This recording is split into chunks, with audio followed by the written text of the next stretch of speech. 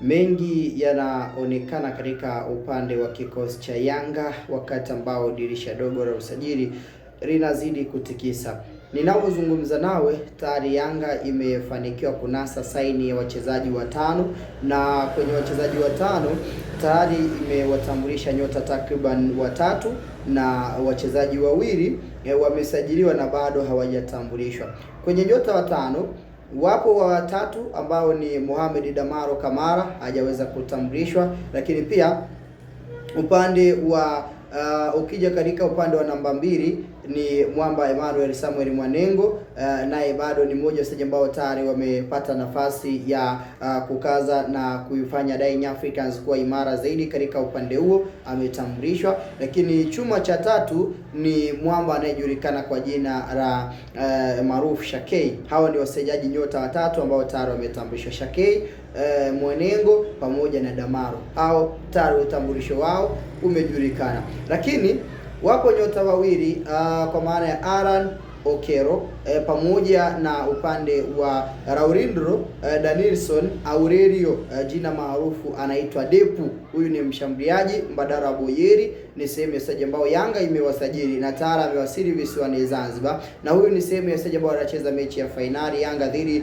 ya Yanga akicheza dhidi ya vijana kikosi cha Azam FC, lakini ni mmoja wa wachezaji ambao bado hajaweza kutambulishwa katika nafasi hiyo. Sasa moja kwa moja katika usajili ambao Yanga wameufanya kwenye hili dirisha dogo la usajili, moja kwa moja inadhihirisha na kuthibitisha wazi kwamba Yanga kwenye rotation ya kikosi ambacho kimeonekana na namna ambavyo Yanga wamefanya usajili, kikosi chao kuanzia eneo la ulinzi kuja mpaka safu ya ushambuliaji kutakuwa na mabadiliko ya nyota kadhaa. Wapo wachezaji ambao watatolewa kwenye kikosi moja kwa moja kama ambavyo ilikuwa kwa kina Dumbi ambao wametolewa kwa mkopo Singida, na hawa wengi wapo waliopata nafasi ya kuja wanakuja kuingizwa kwenye kikosi moja kwa moja. Sasa binafsi nitaomba pasipo kupoteza muda tutazame nyota 11 ambao coach Pedro Suarez atakwenda kuwatumia kama lineup yake kwenye mfumo wake wa 4-3-3, usajili ambao kapendekeza kikosi cha Yanga katika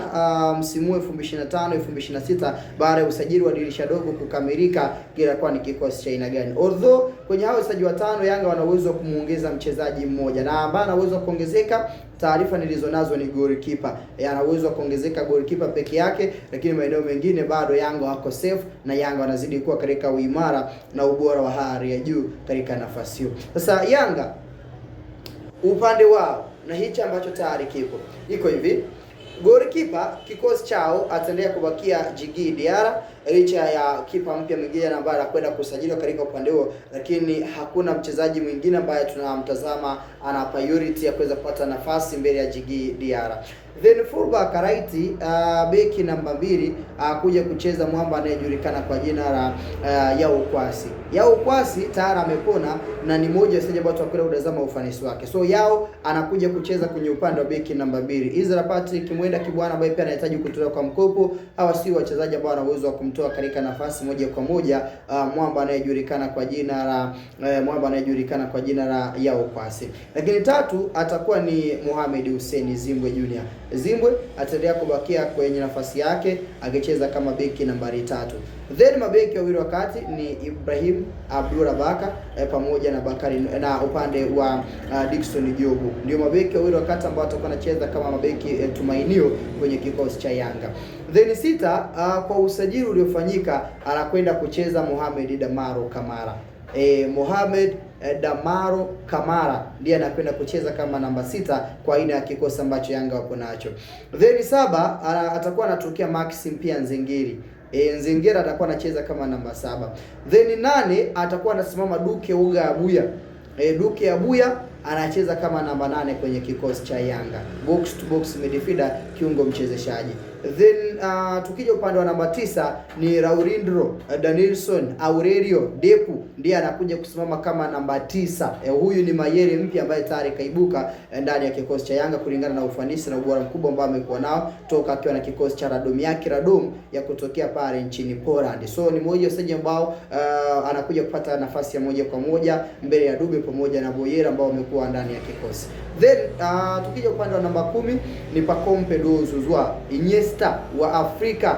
Binafsi ndivyo ambavyo anamtazama. Pacome Zouzoua anakuja kucheza kama namba 10 kuhakikisha kwamba timu inakuwa katika sehemu ya kutengeneza nafasi na kutumia baadhi ya nafasi nyuma ya Laurindro, ndiye atakuwa anacheza katika nafasi hiyo. Then 11 kikosi cha Yanga atakuwa anamalizia Aran Okero Starboy the only one akiwa anatokea upande wa namba 11, ndiye ambaye atakuwa anamaliza idadi ya nyota 11 kutoka katika upande wa Yanga. So hao ni nyota 11 ambao moja kwa moja tunakwenda kuwashuhudia katika upande huo wakitumikia Young Africans katika upande wa msimu. Kwa kikosi hichi unaiona Yanga katika upande wa aina gani? Tupia comment yako, lakini pia hakikisha uweza kusubscribe kwanza kunufaika na kupata taarifa zote.